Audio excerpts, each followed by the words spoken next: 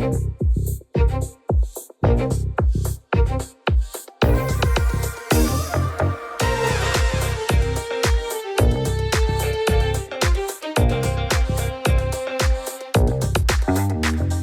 to Super Entrepreneurs Podcast. Today we have with us Christoph Trappe. Is that correct? Did I pronounce it correctly, your last name? You got it. First try. Oh, amazing. Thank you so much for coming on the show, my friend. Yeah, you bet. Hey, thanks for having me. Oh, it's all my honor, my pleasure. I love meeting people, and this is the best way to do it. It really is, especially today, with this, I don't know, we're going in the 8th year of COVID, it seems. And seriously, how about, at least you can still connect with people. You still, the borders doesn't make any difference, right? You're in Canada, I'm in the US. We might not even know, right? I mean, it makes no difference. Yeah. Let's connect, let's chat, let's have fun.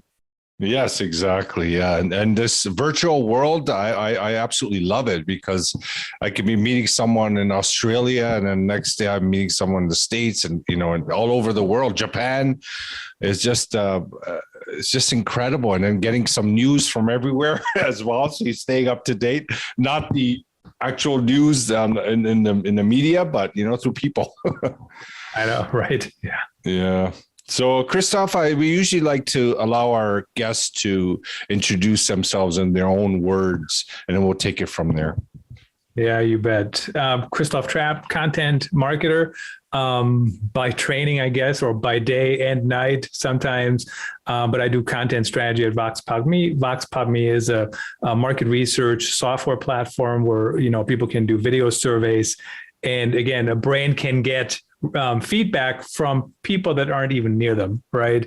So you don't have to have a focus group. But I focus on how do we tell better stories? How do we get content out there? How do we use new channels? That's one thing. Podcasting. I'm a big podcasting fan, definitely on the bandwagon. And now I live stream all of my podcasts, and it's who knows what's going to happen next. But it's a great way to connect. It's a great way to get content. And that's kind of what I do in my day to day. How do we tell better stories without being so, we're the best. I'm the best. I'm the best guest you have ever had on the show, right? Yeah. Nobody believes that crap. You got to tell a story. You got to be real. You got to be authentic. So when we talk about storytelling, is there a formula to storytelling? Like there's a lot of gurus right around storytelling, right? They talk about a format to follow, step by step. Right. For you being an expert on the content side, right? Like, what do you recommend? Is there a format or like create a life map and then go by that? Well, so there are formulas, but I'm the first person to admit that best practices are there to be broken when it makes sense, but if you follow like the Donald Miller model, JJ Peterson, they're not wrong. They're correct. You want to, why does the customer care? Why does your audience care? Yes. I hate the term saying make them the hero. I don't know about you, but I personally don't run around and say, this microphone manufacturer, I hope they can make me today's hero. Like, I don't say that. I say I need a new microphone. I'll buy a new microphone, right? I know what you mean, yeah. So I think the hero term is a little overplayed sometimes by people out there. But the point that they're making is you have to make it about the consumer. Why do they care? What's in it for them? How does it make things easier for them? And so there is some of that tension that you do want to have in content. I don't want to say you want to rile people up so they see the problem, but they do have to see the problem. If they don't see the problem, why are they going to read your content if it's not engaging? Now it's a fine line, because if you're just telling people this is the problem and I'm the only person that can help you solve it, at some point that's not very authentic either, right? So, but there's many different formulas. Sometimes it's just informational. I write all kinds of articles. They don't rile you up at all. They barely mention a problem. They just say, here's this new thing. Here's how you get reviews on podcasts. Now you can get reviews on Spotify. Here's how you do this. Here's how you do that. Now, remember, when people search for things, when they find the article, they do have a problem, right? But I'm not making a big deal about it in my article, but they do have a problem. Otherwise, they wouldn't be reading it. Uh-huh. So basically, would you say it's fair that when you're, storytelling, just be you, and, because there's so many different formats out there, like, what do you pick? Like, everybody has a suggestion, right? Everybody has an idea about storytelling. Yeah. So do you think that it just comes down to the basics and just tell it as you feel like you want to tell it? Yes and no. I think that's maybe a little too optimistic. Too much. Because let's be honest. I mean, some people are jerks, right? We don't want them to be themselves. Don't tell your story in that jerky way. True. You know what I'm saying? Like, don't be you. Like, don't be you. Please don't be. So from that perspective, so not the authentic you doesn't work with that, right? Is that? No, nobody's gonna. The reason care, why I'm laughing, you're actually bringing people in my mind, like, the mind's eye. Like, I'm getting people pop up. Sorry, go ahead. You actually have people. They just pop up. The ones that don't be you, please. The other thing is too, we have been taught for so long not to be ourselves, right? So I'll give you an example. Yeah. You and I just come on here, we're just chit-chatting, right? But could I have done this like in my early stages in my career, right? Probably not, because everybody is taught to be a certain way. This is how you behave. This is what you do. So you want to kind of figure out, what do you stand for? What's your story? What can you talk about, right? What's your area of expertise? And that takes a little bit of training, or not training, but a little bit of getting used to. And I think, just being out there, just being public, just sharing your story can certainly help. Now, here's the other thing. Just because you're being yourself doesn't mean anybody cares, right? Like, if I'm being myself, like, who cares? But there's things about me that people care about. I'll give you an example. I didn't need to put any on, but, I got this right by my desk here, makeup. I wrote about makeup for man on live streams. There is plenty of guys that will read that article, whether they'll admit it or not. It's very unique. It's a very unique. It's a niche. Right? Yeah. Mm-hmm. It's a very, very specific piece of content. So my point is, like, yes, sometimes I put up makeup. Now I got the lights set up in a way that they're not really as shining on my bald head anymore. But I do put it on, right? So my point is, there's people who care about that, but they don't care that I put on makeup. What they care about is what they can learn from it. So you always want to figure out a way, how do you tilt it back to be about the audience and not just about you telling your own story. So basically, how they say, tell your hero's journey, right? Your own hero's journey. So while you're telling it, you integrate the audience into that story. Is that fair? That's basically it. But you want to, why do people care about that story? Yeah, right? Why? I put on makeup, and let me show you how I do it. So if you are on live streams, if you're in meetings all day long, here are my tips. You can use them. So yes, I'm talking about my own story, but I also put a slant on it why you might care about it. And if you're never in meetings with video on, you could care less. Yes, but if you're in meetings all day, if you go on live streams, then you might care. So I'm trying to make sure I make it clear who could care about that story. Relevance, right? Like, if somebody comes across it and it just, I got to read this. You know what I mean? Especially a topic like that is unique. Absolutely. Yep. Yeah. And when storytelling, sometimes some entrepreneurs or self-employed professionals, they have a story that they go by. But, obviously not everyone has a lot of story to tell. Maybe they have a few things that they experience and they want to integrate that into their story, into their message for the audience. Any tips on that? Like, is there, what I usually say is that just keep using the story, different formats of that story, like different relations, like switch it around, but you can keep the base of the story the same, but you can just switch it around. Anything that you can suggest on that? So when I grew up in marketing, it was about repetition. The more I say this one thing, the more people will hear it. It's not necessarily incorrect because there is a level of repetition.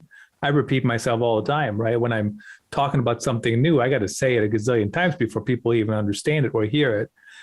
So that's not incorrect. But the way I think of it is, don't just say the same crap over and over, because at some point people will just tune you out. Or maybe you're not using the correct term. I'll give you an example. I hate the term. I know you used it, other people use it, but I hate it. The hero's journey. I did it on purpose. Because I hate it, right? Yes, because trying to get me you going. mentioned it earlier too about the hero part, right? So you're trying to get me going. That's okay. I'm still calm. Let's see. Check my Apple Watch here. It didn't work, but it worked out. It took a little bit, so it's okay. No. Hard pressure did go up just a little bit, but we're still in a healthy level.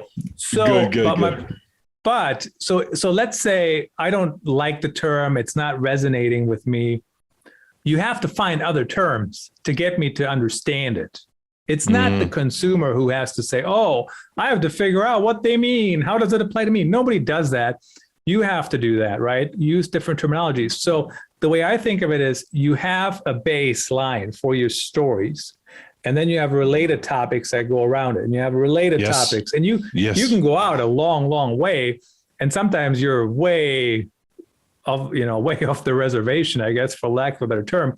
But keep telling all those stories all the time, everywhere. Don't just keep saying the same thing. And the other reason why this is important, not everybody is always in the same stage of the marketing funnel, right? I don't know where I even saw this, but I just saw this today or somewhere. 5%, which I think is actually high, but 5% of software buyers are ready to buy. So 95% of people are listening to you. They're not even ready to buy. They might be at some point, who knows when, but they're in your market, right? So you can't just keep having the same message for the 95% that you have for the 5%. I thought that number was 3%, honestly. But either way, 3%, 5%, it's pretty low. It's around the same. I mean, it's not everybody. So you have to have different stories that you tell people, So if I'm talking about, let's talk about an example. I mean, if somebody wants to buy a subscription to the Vox Pop Me platform and they're ready to go, they understand how to reach people everywhere, and they're like, you don't need to tell them any stories. You just show them how to do it and then they sign up, right? Sorry, salespeople. I know I'm oversimplifying, but if they're not ready to buy, but they're interested in related topics, like you have to kind of sprinkle them in front of them, right? You have to talk about different things about what does market research might look like in 5 years? What's the latest technology? How do you pick technology? What the heck is foresight? Do you know what I mean? Indirect like all value. Those different things. Right. You're just helping them learn. You're helping them understand. And then at some point when they're ready to buy, they might buy. So you have to have different stories for different people. Now, the trick, of course, is you got to figure out who you're talking to. And that's sometimes, I don't know if you ever had these experiences, but I've literally had salespeople call me and ask me 3 questions. And then they say, well, you're not our target buyer. And I'm like, yes. I mean, I get it. Not today, but did you know I'm starting at a much bigger company tomorrow? I'm not, but do you know what I'm saying? I'm starting at a much bigger company who is totally in your target audience. How do you know? They don't know, right? So you can't just shut the door. You have to tell different stories to different people at the right time. And I know that's super oversimplifying things, but it's a reality we're in. Yeah. And then is it for example, email marketing? Are you involved with email marketing as well? Yeah, I'm a big fan of email marketing. I've gotten really good at cleaning out the clutter from my email, but I think email is a fantastic way to get in front of people. My top tip, and I top of my head without looking it up, I don't remember her name now, but I had an email marketing expert on the Business Storytelling podcast, which is my show. And she says, here's how you write good email marketing copy. And I totally agree. Not for me necessarily, but in general. She goes, write your email and then cut the top third, just delete it. And now you're good to go. And I agree because, when you read emails, you get emails and they go, hello, Christoph, I hope you're doing well. Blah, blah, blah, blah, blah, blah, blah, blah. I'm like, get to the point. Like, I'm looking at this on my phone. I'm not even looking at this full screen. And if it says, I hope you're doing well, I'm not even going to open it, right? So my point is, email is a fantastic way to get in front of people. Storytelling needs to be to the point. You need to make sure people understand what you want from them, especially if they don't know your name, right? Especially if your name isn't being recognized as much as it could be. Mm-hmm. So you recommend like the email should be shorter, not long. Well, I mean, I definitely think email should be short. There's sometimes I got an email, I don't know when, but a while back, maybe it was a LinkedIn message actually, but I've gotten them both places, I'm sure.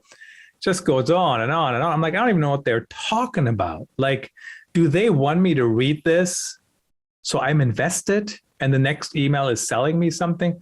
Well, I'm not invested at all because I'm skimming your email, buddy, and I don't even know what you're talking about. And that's another thing people have to remember. It's really hard for me to admit as a writer, but people skim content. So you have to create content, especially the written word, for the people who read it, which is the minority, and the people that skim it. So you might as well get used to it. But if you send me a long email with no paragraph breaks, I'm not going to read it. I mean, I'm sorry.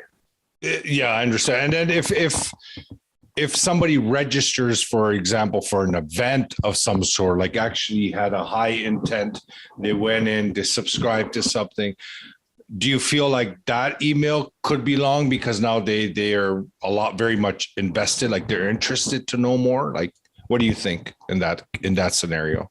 So not to give you the typical it depends answer, but it depends on what the webinar is, right? So if the event is about, let's say, I'm going to share with you my top predictions for 2022. I don't know why anybody would go to that webinar, but in theory, that is not a high intent sign up to purchase. That's a high intent for wanting informational value, right? Or wanting to know what's going on. Now, if I do a webinar and say, hey, let me show you my studio setup, I'll walk you through it. I'll show you my lights and this and blah, blah, blah. And, the outlets and all that. That might be a high intent sign up for wanting to purchase stuff for your studio. So if I had to sell that, maybe, right? So I think it depends. But at the end of the day, it depends on what it's about. But it also depends on length of content is not an indication of it being better. It's also not an indication of it being worse. It's just, it depends on what is currently going on. So for example, on the web, I know Google will tell you that length of content doesn't matter. But the reality is, quite frankly, that longer content, even if you're not a good writer, has a chance to be more detailed, right? Because the more you write, you will have more details. I mean, it's like, unless you're just writing baloney. So longer content matters there, but in an email, I don't know. I mean, if you're going to send somebody something where they need to know a lot of stuff, maybe it could be longer, but I don't think I've seen very many good long emails. Yeah, it just depends. It depends on the situation. Yeah, the reason I'm asking, like, for me as a consumer, if I put myself in the shoes of a consumer, for example, when I sign up for something, I like getting a longer email because I'm really interested to know more, as much as I can know before I go to the event. Whatever they can give me, I want it because I'm excited for the event. I'm signed up for it. But when it's ongoing email, nurturing emails, and I find them long, I'll be very honest. Like I just look at the top at the end and I'm out. Like I don't read it. So those are the differences I feel. So it's interesting too. I went to a New York Rangers game in Buffalo a couple of weeks ago, and they sent me a pretty long email, and I read it because it was like, you have to bring your COVID pass and you have to do this and this and this. So super relevant, right? But what's interesting about nurture emails, I thought not that there's always a magic number, but I thought the magic number is like 60 to 90 words, something like that. So that's not super long. You know what I mean? Like to be around 60 to 90, maybe 120, I don't remember. But it doesn't go on forever and ever, right? And it's more important what you put in there than being long. But that long email from the Buffalo, it's like the Key Bank Arena, I read it because I had to. Otherwise, I may not have been able to get in. Yes, of course. It's relevant. It's necessary to read it. So those kind of emails will pass and they will read it, you know. Another question I wanted to ask you about email marketing is avoiding the promotional tab in Gmail and spam. Any kind of recommendations you could share from your experience how to avoid those two? Well, I mean, you do have to follow just some of the simple best practices. Basic right? stuff, yeah. Anything next level if you have. Yeah. Next level. I don't think so. First of all, that's why people make you sign up with their work email, right? Because they don't want to end up in your personal Gmail. Now, I do use Gmail at work. I don't even have a promotions tab, so maybe I just don't have it turned on.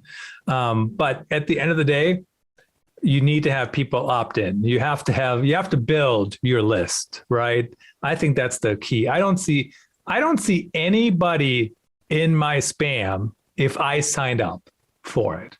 The only people that end up in my spam are the people that buy my email from somebody and then they try sending me an email. I mean, you'd be shocked how many,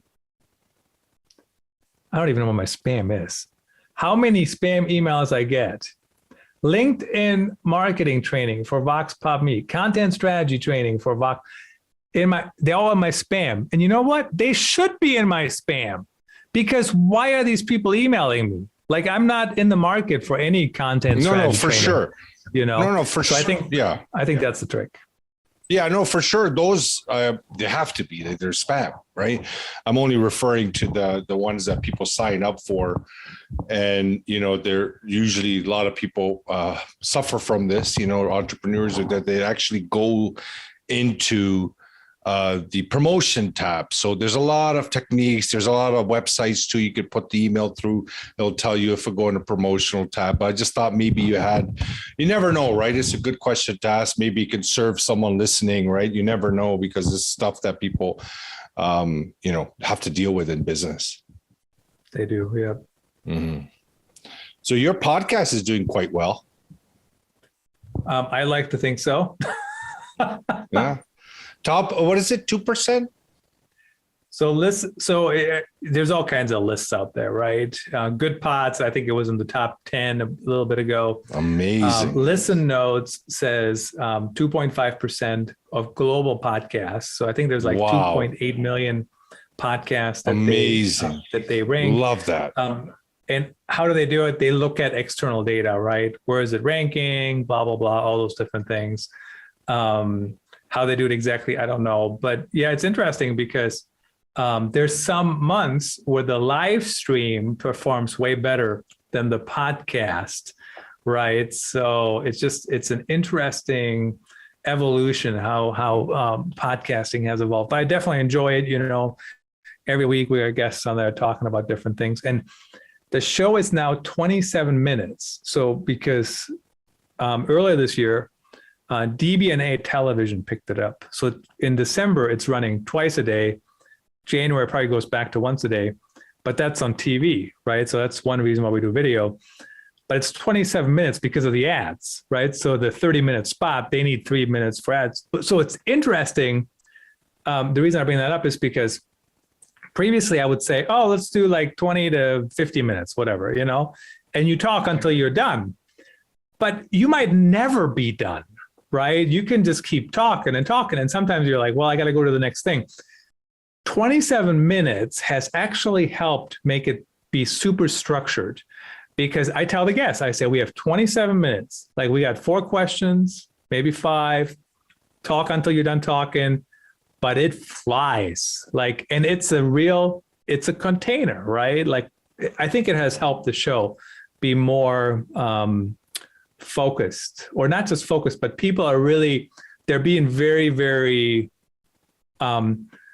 deliberate and about what they're going to say. So if they have 2 stories and they know they only got 2 minutes left, they're not going to tell me both stories, right? They try to pick the better one, which I think that doesn't hurt storytelling when you have to pick, so. Yeah. And this live streaming, which platform do you use for live streaming? So what I do, so there's many, many different platforms out there that you can use depending on what your preference is. I use Restream. And so basically it's very similar to how we look right now, right? We're just next to each other, except I may like make you full screen when you're talking. Myself, if I'm the host, I'm not usually making myself full screen ever. I have an intro, I have an outro, it all flies in, whatever. You can do other things. You can share a screen like you could do on Zoom. And then I stream it to LinkedIn, Facebook, Twitter, YouTube. If they have a book, I also stream to Amazon Live. Amazon Live changed the rules a little bit. You have to have the product in hand, which, I could just have it on my Kindle. I don't think I have to have the print copy. But yeah, so we stream to all those channels, and then the podcast goes out, a little while later. So you could even use StreamYard then, right? Same thing, really. Yeah. Yeah. But the only thing is now, yeah. I'm not going to give an ad for Restream, but the one reason, and I think StreamYard does not have it yet, but the one reason why I prefer Restream is, so if you're my guest, I can send you a simulcast link, and you can simulcast my show to your channels natively. So it goes automatically on your Twitter, your LinkedIn, wherever you want it to go. And that's a really nice way to But that's where isn't that where you're streaming anyways, on your own pages? On my page, but then you can stream it on your page. So, right. The guest page as well. I know, right. So for example, when I had the head of communications from Flipboard on the show, she was simulcasting to my internet is not working here. But she was simulcasting to the Flipboard page on LinkedIn, and Flipboard has 16,000 followers on LinkedIn. So, it's immediate. It helped. I mean, it totally helps, right? Because then those people can comment, and we can put them up on the screen, and we can answer the questions. And so it's a fantastic thing that Restream, in my opinion, came up with. And I'd never even thought I needed it, or never thought that would be a thing, but it's super awesome in my opinion. Yeah, because I've always wanted to do live as well at the same time. I just never got around to it yet. Because live is just so much better. You get so much more engagement. And for Restream, does it actually record? It just records that you could download it within Restream. You just download the video and the content. So yes, I'm not sure what the correct plan is. I don't think I think the entry level plan. I don't think it downloads. I don't know. You'd have to see. Just check it. Yeah. But you can, right? But you can. And so what's interesting about that, you can download the audio only or video. Perfect. And I used to download the audio for podcasts, but now Spotify has video podcasts. So my podcast is the video you can watch on Spotify. So I don't even download the audio. I just download the video file, upload it to Anchor. Anchor pushes the video file to Spotify, audio file to everybody else. So it's it's super easy to do. It takes moments. Yeah, that's great. So we always like to ask our guests what their inner superpower is that got them to this point. Inner superpower. I don't know, persistence. Honestly, I think that's the biggest thing as content marketers that you have to go after is you have to keep going. You have to try different things. You have to keep publishing. Content that doesn't get published will never perform. The end. That is the hill I'm going to die on because it's not going to, right? So when some of those people are running around and they're saying, oh, it's not perfect, it's not whatever, like who cares? Like, don't make mistakes on purpose. Don't get me wrong, but nothing will ever be perfect. I mean, ever. So just let's go. Let's try things. Let's see what works. Let's see what doesn't. And I think persistence is, if I have to pick a superpower, not a huge fan of that term, but you know what I mean. You're not a fan of a lot of words, are you? No, I'm picky. But yeah. You just made me think of my kids. Like the other day, my sister wanted to bring them something over, and she would say, "What do they like?" I go, "Please, you don't want to go there." I go, "Why?" He goes, "Well, they're so picky. Like every single one of them. There's 3 of them.